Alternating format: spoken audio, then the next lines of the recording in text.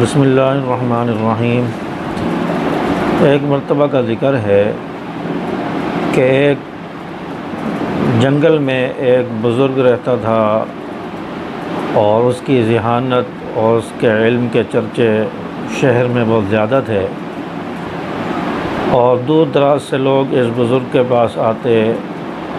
طالب علم بھی آتے، سیاستدان بھی اور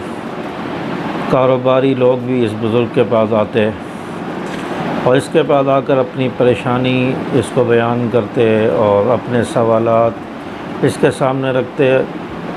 تو یہ بزرگ اپنی ذہانت اور سمجھداری کی وجہ سے ان کے سوالات اور ان کی پریشانیوں کا ٹھیک حل بتاتے اور ان کو مطمئن کر کے واپس کر دیتے اور ان سے کہتے کہ میری بات پر عمل کرنا۔ تو اسی جگہ پر جہاں یہ بزرگ رہتے تھے اس سے قریب ہی ایک مزدور اور غریب لوگوں کی بستی تھی، اور ان کے بچے بڑے شرارتی تھے اور آوارہ تھے۔ ان کے بچے روزانہ آتے اور بزرگ سے الٹے سیدھے سوالات کرتے، تو یہ ان سوالات کا جواب بھی بہت اچھے طریقے سے دیتے اور ان بچوں کو بھی سمجھا کر ان کے سوال کا جواب دے کر ان کو بھی بھیج دیتے۔ کچھ دن کے بعد ان جو آوارہ بچے تھے، ان کا ایک سرغنہ تھا، اس نے کہا کہ میں اس بزرگ سے سوال کرتا ہوں اور آج میں ایسا سوال کروں گا کہ یہ اس کا جواب نہیں دے پائیں گے۔ چنانچہ یہ جو آوارہ لڑکوں کا جو سرغنہ تھا، اس نے اپنے ہاتھوں کے اندر ایک کبوتر پکڑا اور اس کو اپنے ہاتھوں میں دبا لیا اور ان بزرگ کے پاس گیا اور کہا کہ آپ بتائیں کہ یہ کبوتر زندہ ہے یا مردہ ہے۔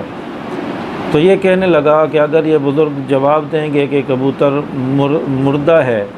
تو میں اس کو ایسے ہی زندہ چھوڑ دوں گا اور کہوں گا کہ یہ تو زندہ ہے۔ اگر یہ کہیں گے کہ زندہ ہے تو میں اس کو اپنے ہاتھوں میں مسل کر مار دوں گا،